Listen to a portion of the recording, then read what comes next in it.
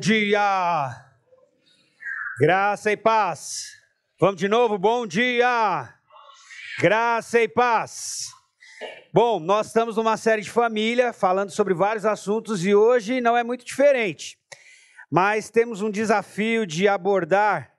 Na verdade, eu vou para uma parte mais prática, que o que está acontecendo com a influência da cultura no nosso pensamento e na nossa construção de família. E hoje a nossa conversa não é um ensino tão expositivo de um único texto. Então, vai ter conceitos, eu vou partir do texto principal, quando a gente pensa na família como uma instituição criada por Deus, e vou retomar algumas das ideias que a gente tem firmado aqui ao longo desse mês. Então, a primeira delas começa com a seguinte: a família existe pelo menos para as três coisas. Então, a família existe pelo menos inicialmente, tá? Para você ir construindo uma ideia pedagógica, teológica sobre família. Então, a família existe para três coisas. Repete comigo. Para quantas coisas a família existe? Pelo menos três coisas. Por que é importante falar isso? Porque muitos de nós fomos ensinados a construir nossas famílias com os nossos próprios interesses. Então aqui eu não estou dizendo que você não deva pensar na conjugalidade, na ideia da atração, do amor, da afetividade, do carinho, da conjugalidade, dos filhos, dos sonhos. Não é isso. O que eu estou dizendo, ou estou tentando ensinar e afirmar desde o começo do mês, é que Deus tem um propósito para a família. E se nós formos homens e mulheres um pouco mais piedosas, nós vamos tentar enquadrar a nossa vida debaixo dessa proposta de Deus, que é inclusive uma ordem divina.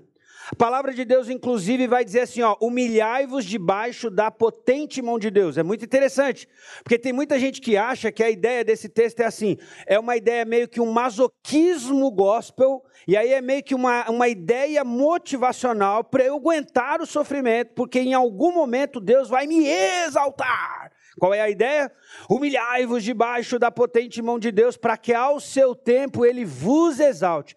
E aí muita gente se agarra exatamente nesse vos exalte. E a pessoa acha que é o quê? Não, eu estou passando essa privação, eu estou pagando esse aluguel, mas eu tenho certeza que Deus vai me colocar num triplex. Eu estou passando uma dificuldade financeira aqui, mas eu tenho certeza que Deus vai mandar o meu chefe embora, eu vou tomar o lugar dele e o meu salário vai triplicar. A gente acha que essa humilhação ela é meio gospel, e esse exaltar é triunfalista, que apesar que a ideia na palavra original, ela é extremamente triunfalista. Em que sentido? De que se você se humilha debaixo da potente mão de Deus, no tempo de Deus ele exalta. A grande dificuldade para nós é entender de fato o que é essa humilhação, ou esse humilhai-vos, e a grande dificuldade para nós também é entender o que é esse exaltar. E aí é muito simples, que a ideia de humilhai-vos é você não ter uma opinião demasiada sobre você ter uma opinião modesta, você entender que Deus tem um plano melhor que o seu e você se coloca debaixo dele. Então, humilhai-vos debaixo da potente mão de Deus em Tiago e 1 Pedro, é a ideia de você se colocar debaixo de. Então você reconhece a grandeza desse Deus, você reconhece que a orientação, que o ensino, que a palavra, que as ordenanças de Deus é maior e melhor do que qualquer coisa que você fosse capaz de sugerir, propor para você mesmo, e aí você se coloca debaixo de. Quando você se coloca debaixo de, no tempo dele, ele vos exalta. O que é esse exalta? Exatamente o resultado da ação, da obediência de se colocar debaixo. Ele vos exaltará, ele vai gerar felicidade verdadeira, ele vai gerar crescimento, frutos, prosperidade. Tem um ciclo contínuo e ininterrupto de coisas extraordinárias que acontecem na vida daquelas pessoas que simplesmente se colocam debaixo de Deus. Então não é que Deus não quer abençoar as pessoas, Deus quer abençoar todo mundo, Deus quer abençoar toda a família, Deus quer abençoar todo profissional, Deus quer abençoar todo pai, Deus quer abençoar toda mãe, Deus quer abençoar todo filho, toda filha, Deus quer abençoar todo mundo. Mas tem pessoas que entendem e se colocam debaixo. Tem gente que entende, se coloca, mas volta, se arrepende. Tem gente que coloca, tira.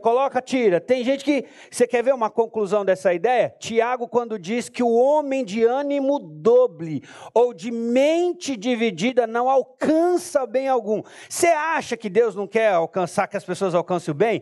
Ele quer, mas o que Tiago está ensinando? O Tiago está ensinando que quando a mente está dividida, a gente demora mais tempo de chegar no objetivo. Então eu deveria chegar naquele microfone com uma velocidade X. Só que como a minha mente está dividida, ora eu me coloco debaixo da opinião de Deus, ora eu faço o que eu quero, outra hora eu faço o que todo mundo quer, eu volto para trás e vou indo. Eu fico rodando e não alcanço o objetivo. Então o texto de Tiago está dizendo assim, o homem com a cabeça dividida, ele não alcança o bem que a sabedoria está proposta. Por quê? Porque ele, em vez de ir lá e agarrar logo a sabedoria de uma vez, ele fica duvidando.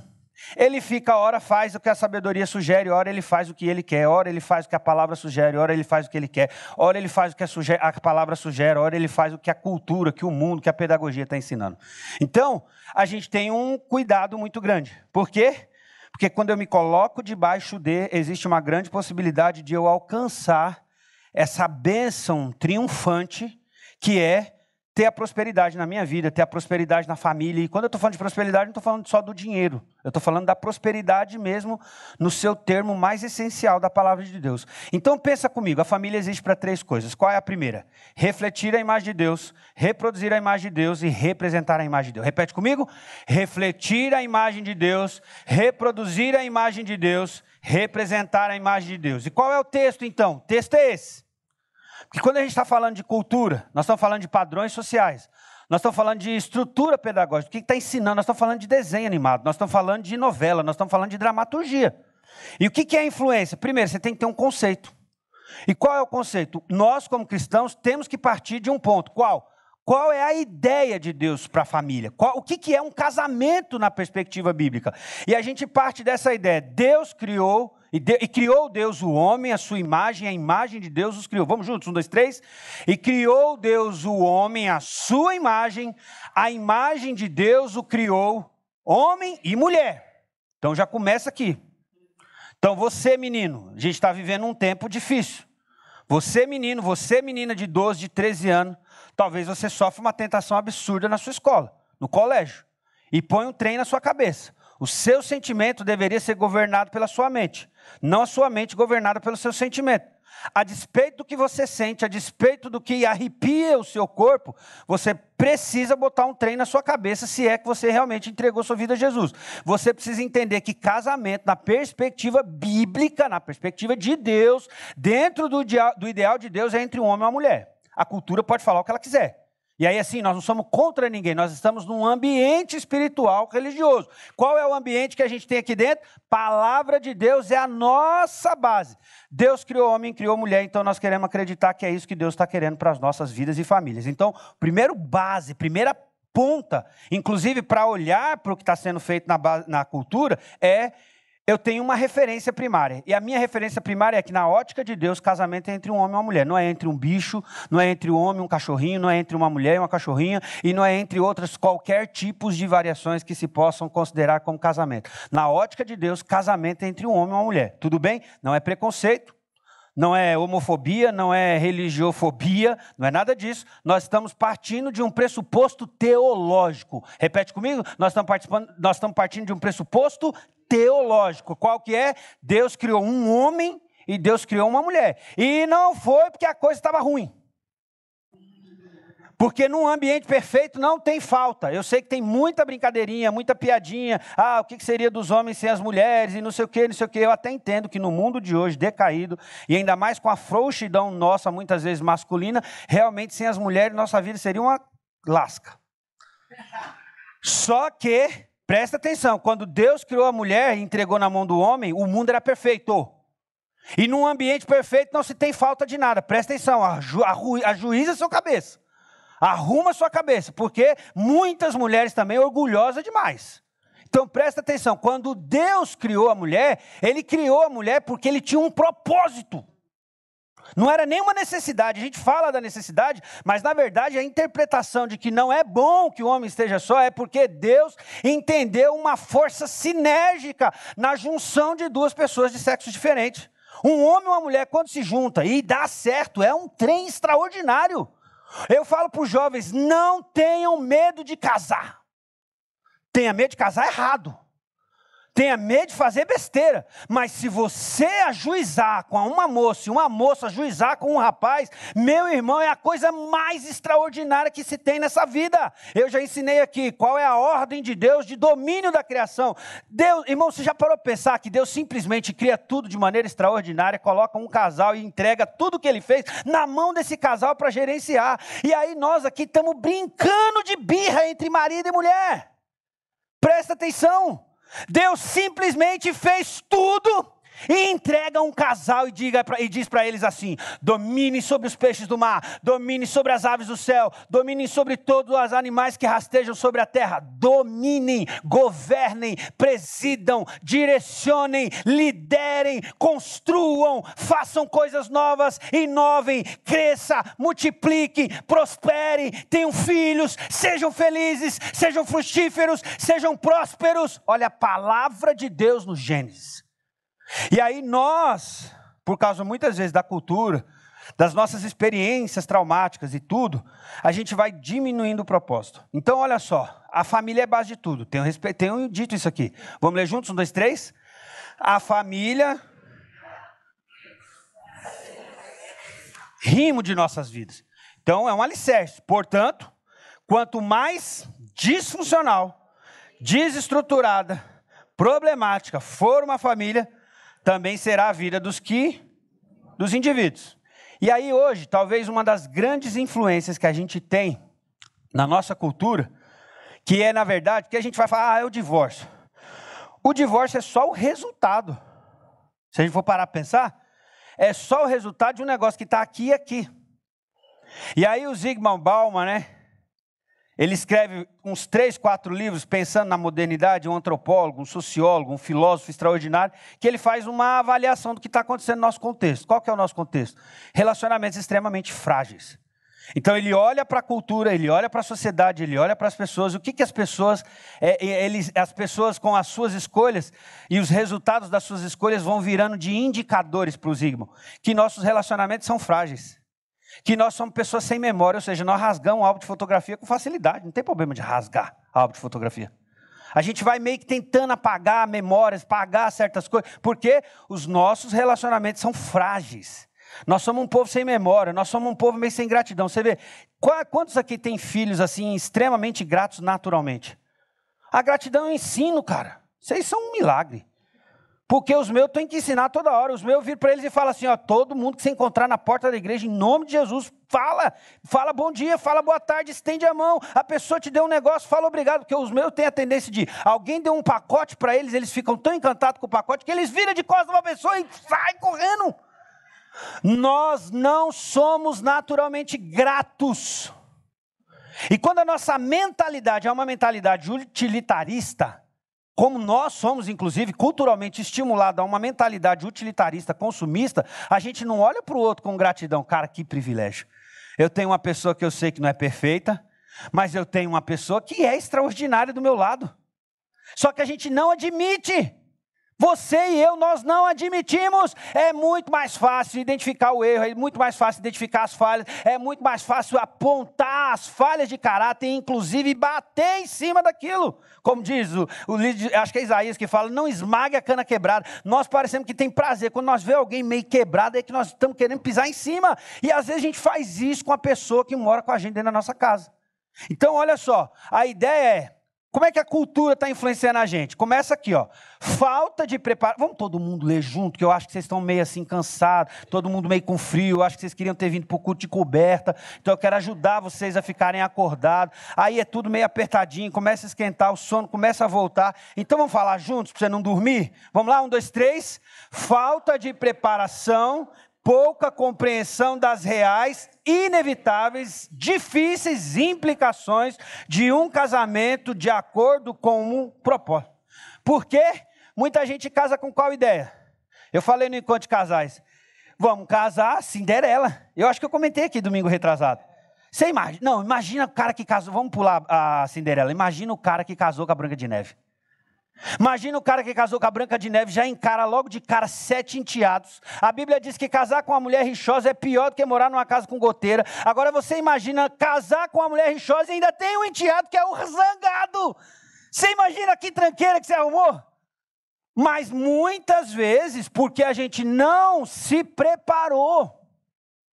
E vamos pensar, talvez nós vamos ter que quebrar esse paradigma na nossa igreja e falar a real para essa molecada hoje.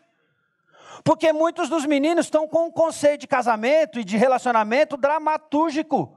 E não estou dizendo que as escrituras não descrevam algum nível de dramaturgia conjugal. Sulamita e Salomão conversando é um lindo romance, é um negócio poético, maravilhoso, cheio de imaginações extraordinárias. Mas o que eu estou dizendo é que talvez nós temos que pegar alguns dos meninos e falar a real para eles. Falei, cara, se você não arrumar sua cabeça, se você não sair desse sofá, se você não melhorar seu comportamento, você vai ser um péssimo marido. E a gente às vezes não fala. A gente fica com esse negócio meio que superficial, vamos deixar para ver como é que vai ser, para ver o que vai dar, e a gente ora, não, e o pastor faz o casamento, e eles fazem os votos, e prometem do lado de cá, e dá 3 meses, os trem estão aqui, empurrinhando a minha cabeça. Você entendeu? Então, o que eu estou dizendo é, falta de preparação, e culturalmente nós não estamos preparados. Qualquer um de nós aqui, agora tem os cursos de faculdade tecnológica que você demora menos tempo para terminar, para formar. Mas pensa comigo, ninguém tem um curso, um diploma de graduação com menos de 3 anos. E muitos de nós escolhemos uma profissão, passamos 5 anos nessa faculdade e vamos passar os próximos 20 anos da nossa vida exercendo essa carreira. Como é que nós queremos, com essa ideia telenovelística, casar e viver os próximos 20 anos achando que casa com a Branca de Neve, arruma 7 enteados, encara um zangado e acha que vai dar tudo certo? Falta preparo. E a cultura, infelizmente, tem influenciado demais. Por quê? Porque tudo que um padrão social... Como é que uma coisa vira um padrão social? Eu vou ser bem simples. Geralmente é assim, ó. Você arruma uma forma pedagógica de ilustrar aquilo, você cria um desenho animado, você faz uma série, você faz uma novela e cria um partido político. Você quer que uma sociedade adote um determinado comportamento, um determinado padrão? Crie um desenho, faça uma série, está entendendo? Faça uma novela ou um filme e crie um partido político. Em menos de 10 anos, aquele comportamento se torna algo normal, aceitável e um novo paradigma. E o paradigma anterior agora se torna o errado. É só fazer isso. Então, e você vê, nós muitas vezes como igreja, nós não conseguimos dar esse passo. Imagina, nós fazemos o desenho, escrevemos o gibi, criamos uma novela, não precisa do partido político, que no Brasil não precisa de partido político. Partido político no Brasil é uma vergonha, é um desserviço ao evangelho. Vamos pensar?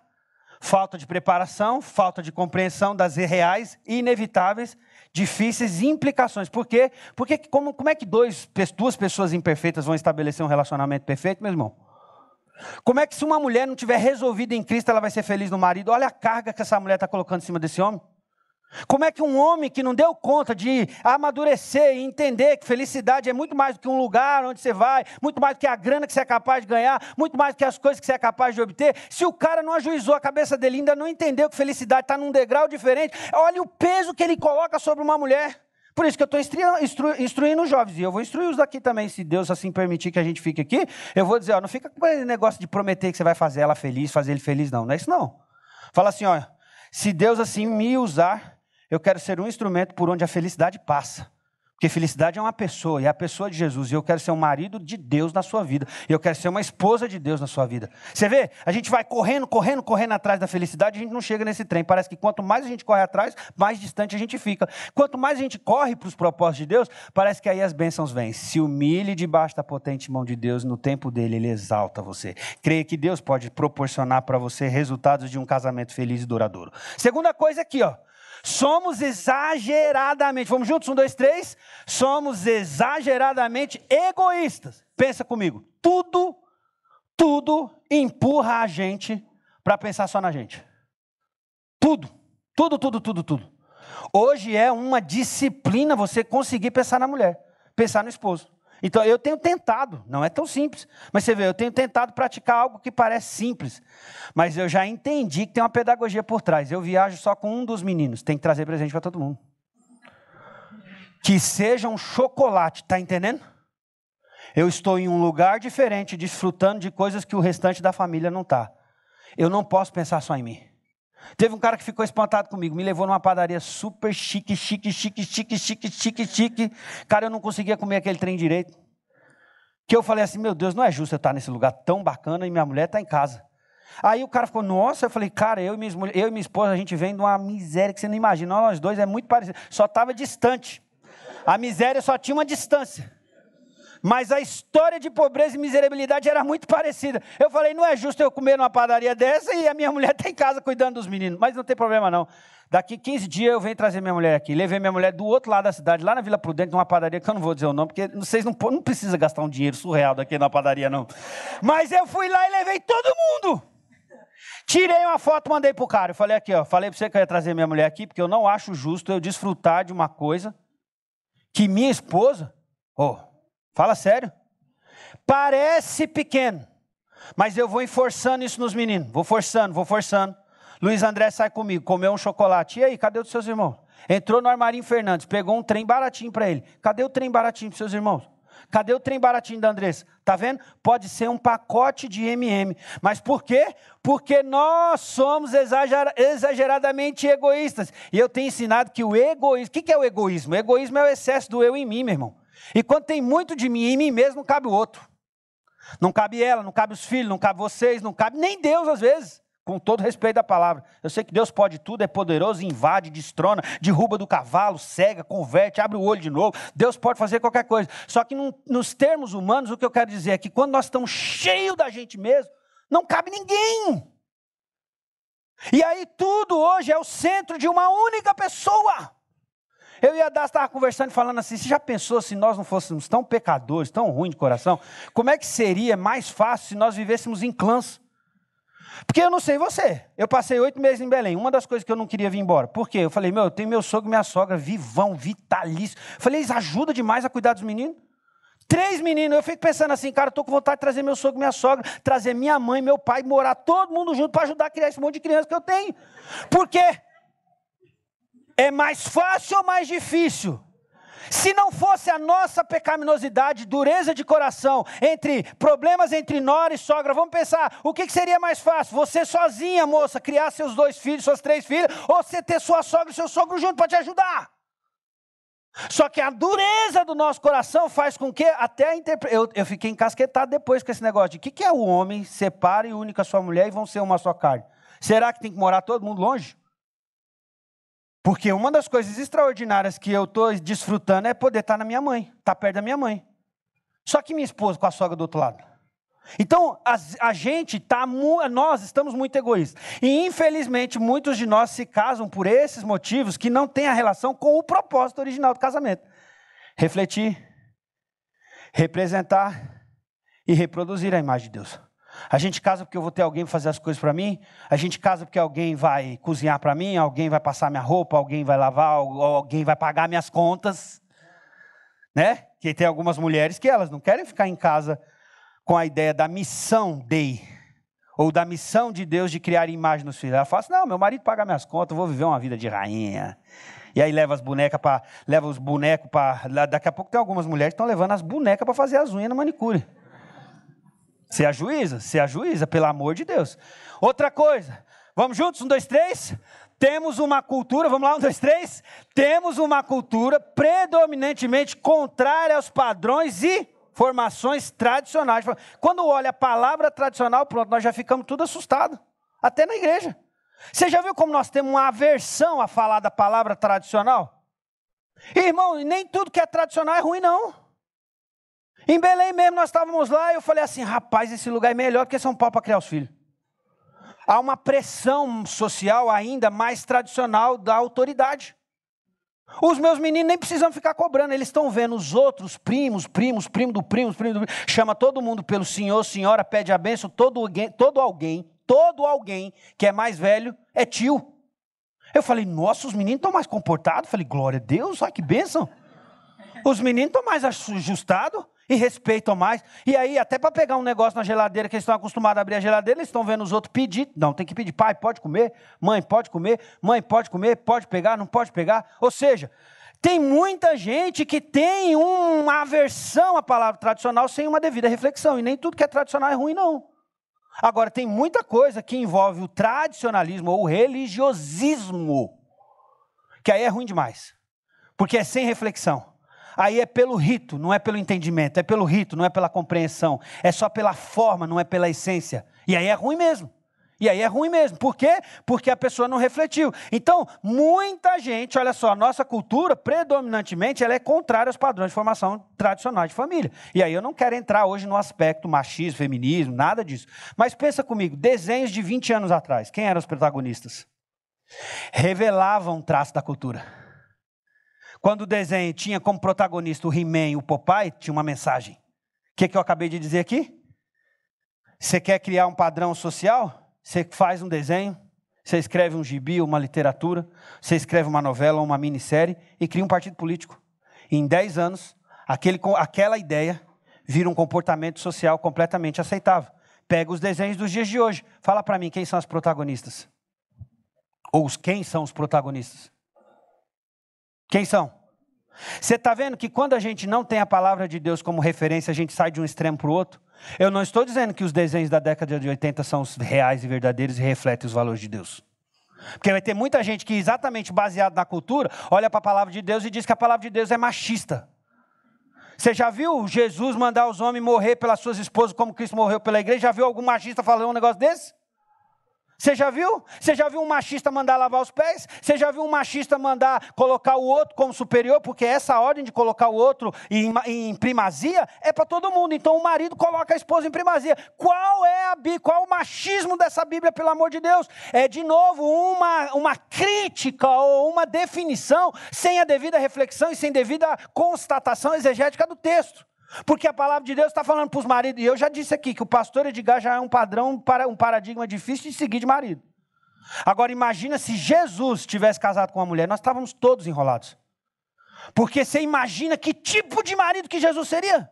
Seria incrível! Seria incrível! E aí as pessoas, sem a devida reflexão histórica, exegética, cultural, judaica, cristã, inclusive, fica dizendo que a Bíblia é machista. Deixa de ser, vou falar rasgado, deixa de ser burro.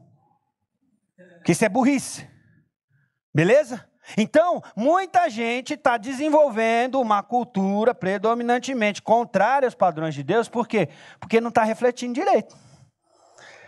E nós temos que entender que a palavra de Deus está protegendo. Protege o homem, protege a mulher, protege os filhos, protege a família como um todo. Uma mulher que conseguiu encontrar um marido mais ou menos, essa mulher ela tem um pouco mais de segurança e mais de felicidade. E é o que eu desejo para todas as mulheres que não têm marido. Todas as meninas que estão sonhando em casar. Se você deseja construir conjugalidade, que Deus te dê uma sabedoria para que você discerna, para que você entenda, para que você descubra um tipo de homem que vai desenvolver uma parceria que você vai ser predominantemente feliz e não o tempo todo arruinado, entristecida, chorosa em sofrimento. A pecaminosidade humana, olhar distorcido, experiências traumáticas, sensação de medo e fracasso, bem próximos e rompimentos constatados por toda parte. O que é isso? Nós já temos um negócio para desistir, que é a nossa própria natureza, nossos desejos e nossas vontades. Aí isso se torna um olhar distorcido, como eu disse outros dias aqui. Muitas de nós, ou muitos de nós, até homens, por causa das nossas experiências ruins, talvez você que teve um casamento rompido, talvez você que foi abandonado pelo marido, ou abandonada pela esposa, você passa a ter um olhar distorcido para a instituição, e não bíblico. Presta atenção, faça uma divisão. Você teve uma experiência muito ruim. Não nego isso.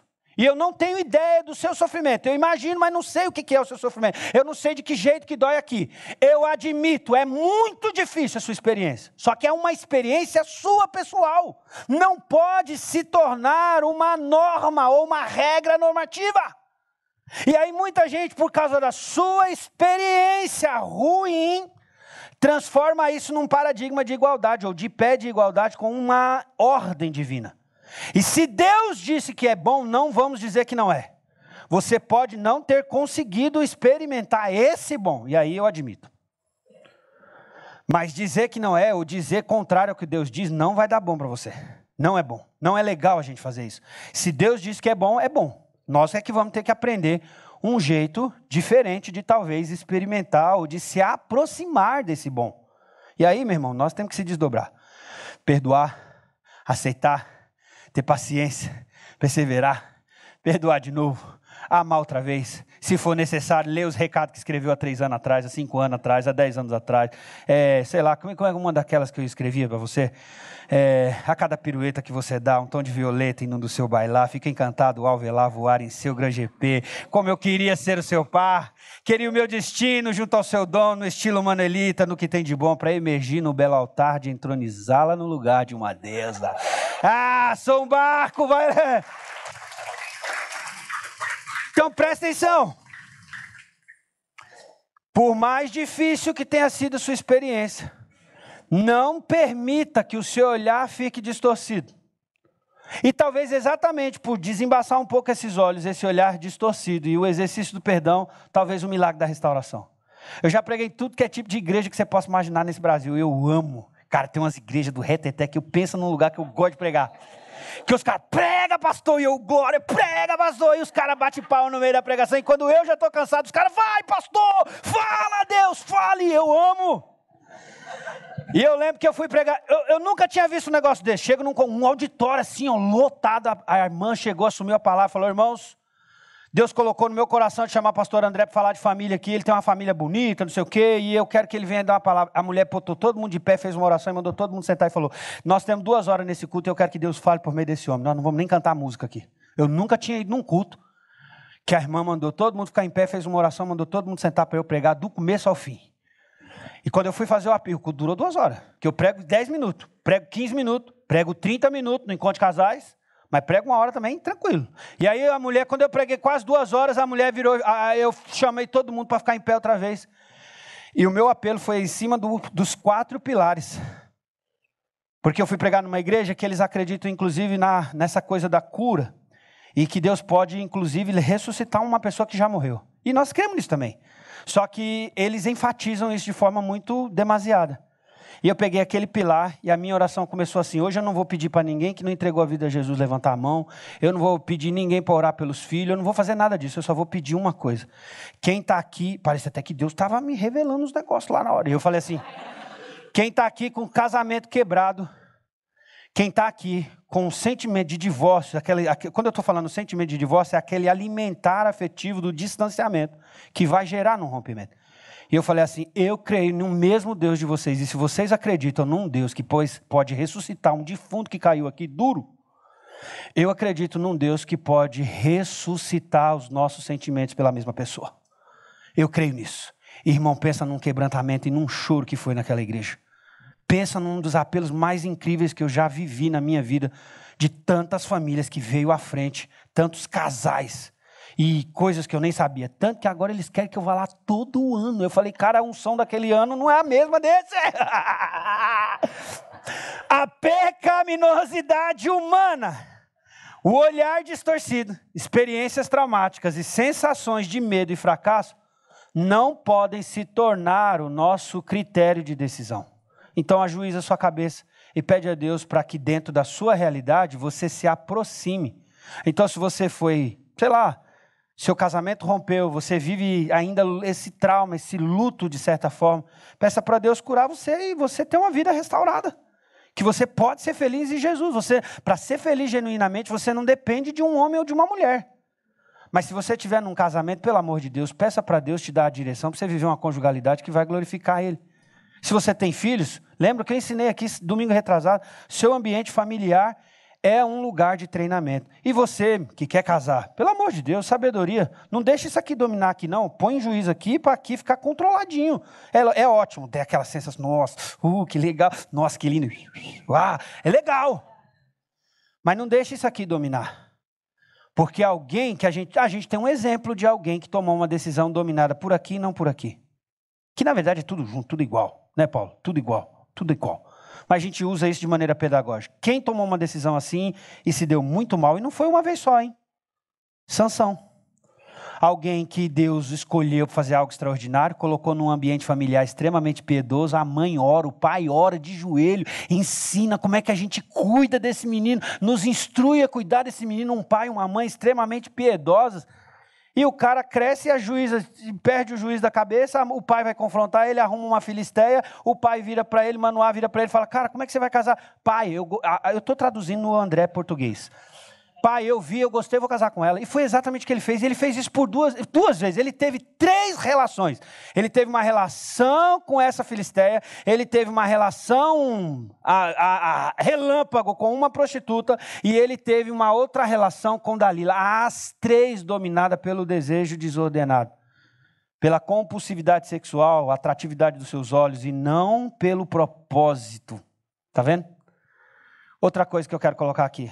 Então, a gente vê hoje na nossa cultura um conceito completamente complicado. Um conceito de felicidade que gera muito mais infelicidade, novas buscas e muito desafeto, ou muitos desafetos, do que o construir de uma verdadeira felicidade. E aqui para mim está muito claro hoje. Eu acho, não sei se eu estou extremamente correto, mas espero que sim. Eu não sei se eu estou correto, espero que sim. Mas a sensação que eu tenho é que quanto mais eu corro atrás dessa felicidade, parece que mais eu estou fugindo dela. Está entendendo? E aí por quê? O meu pressuposto teológico por trás disso é que nós não nos casamos para ser felizes. Calma. Calma. Nós não nos casamos para ser felizes. Nós casamos para a glória de Deus. E por causa da glória de Deus sendo o alvo da nossa conjugalidade, desfrutamos de uma verdadeira felicidade.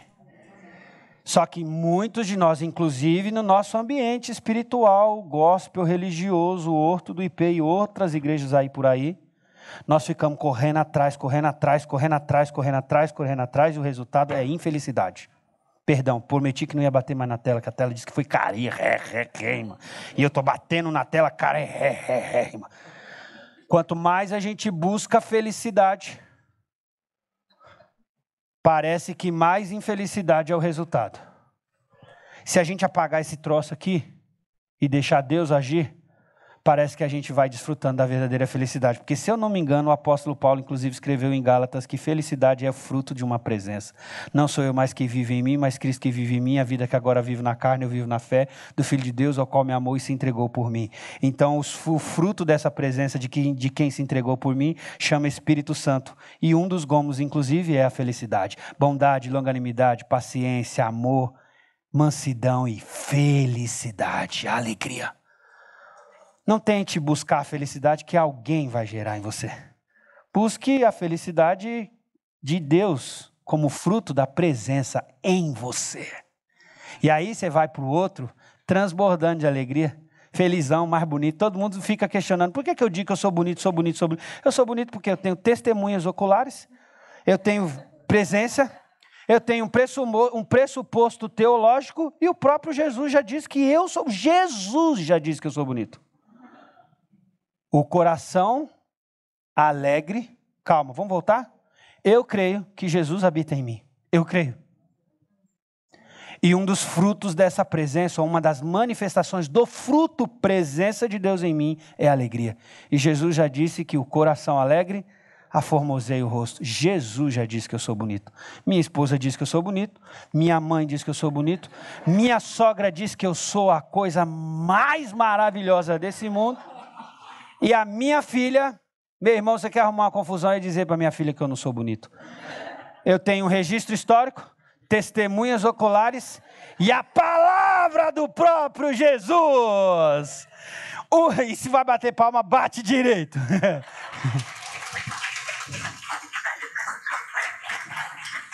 Um conceito de felicidade que gera mais infelicidades, novas buscas e muitos desafetos do que desfrutar de uma verdadeira felicidade. A gente vê hoje, infelizmente, quase que todos os casamentos com essa placa de frágil. Na minha época, eu lembro assim, a gente coloca essa placa de frágil em um pacote de vidro que não pode quebrar. Tá entendendo? Em um negócio que tem que ser carregado desse jeito. E aí nós estamos assim, porque não pode falar mais nada para ninguém, Enorme fragilidade de laços, a descontinuidade de votos, infidelidade, brevidade sentimental, satisfação como prazer e objetivos máximos. Irmãos, eu e você, nós temos que voltar para as Escrituras. Olha lá. Eu e você, nós podemos desfrutar de um novo momento, construindo ou reorganizando. Vamos ler todo mundo junto? Eu gostei dessa frase. Vamos lá? 1, 2, 3. Podemos desfrutar de um novo momento, construindo ou organizando a convivência a partir da sabedoria concedida como manifestação de graça. Cumprir o propósito primário é um desafio absurdamente grande. Pode ler todo mundo junto, vamos lá, 1, 2, 3. Cumprir o propósito primário é um desafio absurdamente grande. Aprendemos, acreditamos e nos acostumamos com uma proposta de casamento, que é uma circunstância ou um estado que gera a felicidade que tanto desejamos. Fizemos dessa tal felicidade um fim como propósito maior para a realidade conjugal. Eu creio que Deus não é contra a felicidade de duas pessoas que desejam conjugalizar, mas olhando as Escrituras, a felicidade mais plena, mais real, mais significativa, parece ser resultante do cumprimento do propósito e não o fim em si mesmo. Que Deus abençoe a sua casa. Que Deus abençoe a sua família. Você que é casado, que Deus abençoe o seu casamento. E se o seu casamento precisa daquele milagre, daquela igreja do reteté, eu creio nesse Deus que tem poder para levantar mortos, o Deus que reaviva os nossos sentimentos. Se você está sozinha, se você foi abandonada, se você foi traída, se você foi traído, eu creio num Deus que pode curar o seu coração.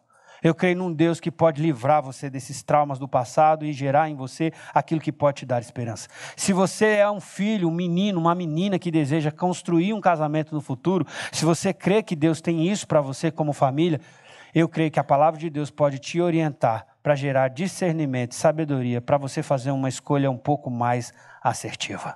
Eu quero orar por nossas famílias. Baixe sua cabeça, feche seus olhos. Então, como eu disse, eu não sei como é que está o seu coração, eu não sei como está a sua família.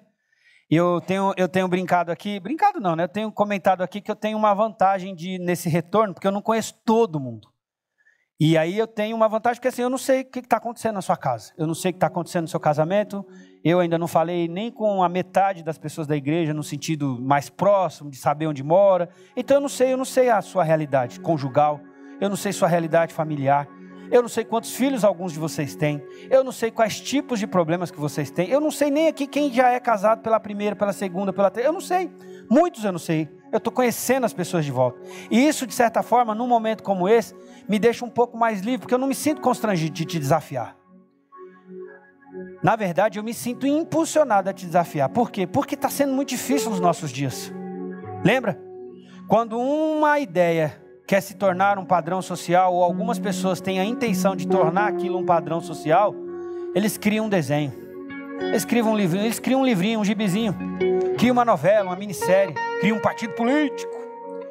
E em menos de 10 anos, a sociedade está aceitando aquilo como verdadeiro, como exclusivo e como prioridade. E nem tudo que é novo, nem tudo que é aceitado pela sociedade, significa necessariamente o melhor para nós. Lembra? Nós não precisamos ter ojeriza da palavra tradicional. Talvez nós não devemos idolatrá-la. Talvez nós devemos fugir do tradicionalismo. Talvez nós devemos fugir do religiosismo. Ah, mas tem algumas coisas, alguns marcos que a própria palavra de Deus já diz que nós não devemos removê-la. E uma coisa que a gente entendeu aqui hoje de manhã é que Deus criou homem e Deus criou mulher. Casamento na ótica de Deus é entre um homem e uma mulher. E a partir daí a multiplicação, a gestão das coisas, a sociedade, o desenvolvimento de todas as coisas. E eu sei que nós vivemos um momento onde nós temos uma pressão muito grande. Uma pressão para continuar no casamento. Somos estimulados, somos atraídos, somos convidados toda hora. Troca, você tem direito de ser feliz, é melhor, vai ser melhor, uma nova experiência, um novo momento. Você tem direito, você tem direito. As pessoas enfatizam demais, as organizações enfatizam demais, as instituições educacionais enfatizam demais. E nós acabamos sendo colocados no centro, mas o centro não é o nosso lugar. O centro não é o lugar da esposa, o centro não é o lugar dos filhos, o centro não é o lugar do marido, o centro deveria ser o lugar de Deus e da palavra de Deus. Então eu quero orar por você. Não sei como é que está o seu casamento. Eu não sei como é que está a sua relação com seus filhos. Eu não sei como é que está a sua relação com seus parentes, seu sogro, sua sogra, sua nora, seu genro. Eu não sei. Mas olha só quanta coisa a gente falou aqui. Deveria haver paz nessas relações. E eu quero orar. Eu não quero constranger ninguém. Não quero ninguém constrangido aqui. Então eu vou pedir para todo mundo baixar a cabeça, fechar os olhos. Mas eu queria desafiar você. Se você precisa que algo extraordinário aconteça na sua casa, lá no seu casamento, na sua família, eu queria orar por você. Então pensa assim, se você precisa de um milagre na questão familiar em termos dos filhos, Talvez você está com um filho afastado, um filho desviado, um filho que está te dando muita dificuldade. Eu queria pedir a Deus para que algo aconteça, que Deus envie alguém, que Deus use você mesmo, que alguma coisa aconteça. Mas se você está tendo aí uma dor no coração, por uma questão com os seus filhos, eu queria orar por você. Só levanta a sua mão, eu quero orar por você. Amém. E é isso aí, vamos orar. Amém. Amém, amém, amém, amém. Amém. Amém. Queria também fazer um segundo desafio. Eu não vou dizer que você entrou aqui com esse sentimento de divórcio, mas assim, talvez está difícil lá, está bem difícil. Talvez você até precise de uma ajuda, você precisa de alguém, de um acompanhamento, de um aconselhamento, eu não sei. Mas você precisa tomar a decisão de perseverar nesse casamento, talvez. Se você está casado, decidir tentar consertar, tentar viver um milagre, pedir a Deus isso. Eu queria orar por isso também. Tem alguém aqui que está pedindo assim, Deus ajuda a gente a acertar nossa vida, acertar nossos ponteiros, por favor, todo mundo de cabeças baixas, olhos fechados, eu não quero constranger ninguém, só levanta sua mão, quero orar por você. Eu vi sua mão aqui, isso, amém, que Deus exerça esse milagre lá, já vi sua mão lá atrás, pode baixar, mais alguém? Eu preciso de um milagre na minha casa, no meu casamento, tem alguém mais? Levanta sua mão, quero orar por você, amém, pode baixar sua mão. Amém, amém e amém. Vamos ficar todo mundo em pé? Vamos orar? Senhor Deus e Pai, pedimos mais uma vez que essa graça extraordinária, abundante, irresistível alcance as famílias presentes aqui, as famílias que nos assistem. Deus, estamos diante de um momento da nossa história muito difícil, às vezes até desanimador ou até desesperador, mas eu quero pedir ao Senhor aquela atitude, aquela disposição de perseverar, de continuar. Pai, não tem sido fácil, parece que as pressões dos nossos dias são muito fortes, intensas, elas vêm a nós com um impacto muito grande, mas nós cremos que temos um Deus poderoso. O Senhor é poderoso para fazer mais, infinitamente mais. E eu peço, Deus, que o Senhor vá de encontro a esses pais, esse pai, essa mãe que tem colocado os seus filhos no altar, colocado os seus filhos diante do Senhor. Ó Pai, quebranta corações, porque a gente sabe que o Senhor tem poder para fazer isso. Deus, consola o coração dessa mãe, desse pai, ao ver os seus filhos, talvez, ou um filho, uma filha, por escolhas equivocadas, fora dos padrões de Deus. Pai, vai no coração dessa moça, dessa irmã, dessa jovem senhora que talvez passou pelo rompimento e o coração é apertado. Toda vez que fala de família, o coração fica ali. Oh Deus, ajuda a curar, ajuda a superar e a esperar o novo de Deus. Ajuda esse homem, essa mulher que foram talvez abandonados, tiveram suas relações rompidas, a encontrar o eixo, o centro da sua vida. E eu peço pelos nossos casamentos, eu peço proteção, eu peço orientação, eu peço, Deus, o direcionamento do Senhor nessa manhã. Mas eu quero também pedir, ó Pai, que um milagre ocorra. Aquele coração que já distanciou, aquele coração que às vezes sente aquela ojeriza pelo companheiro, pela companheira. Ó Pai, nós cremos num Deus que ressuscita mortos, nós cremos num Deus que pode ressuscitar, reavivar afetos e sentimentos. Pai, restaura casamentos quebrados, restaura relações familiares rompidas. E eu peço mais uma vez a tua graça, o teu favor sobre nós, em nome de Jesus, em nome de Jesus. Amém, amém e amém. Que Deus abençoe sua família.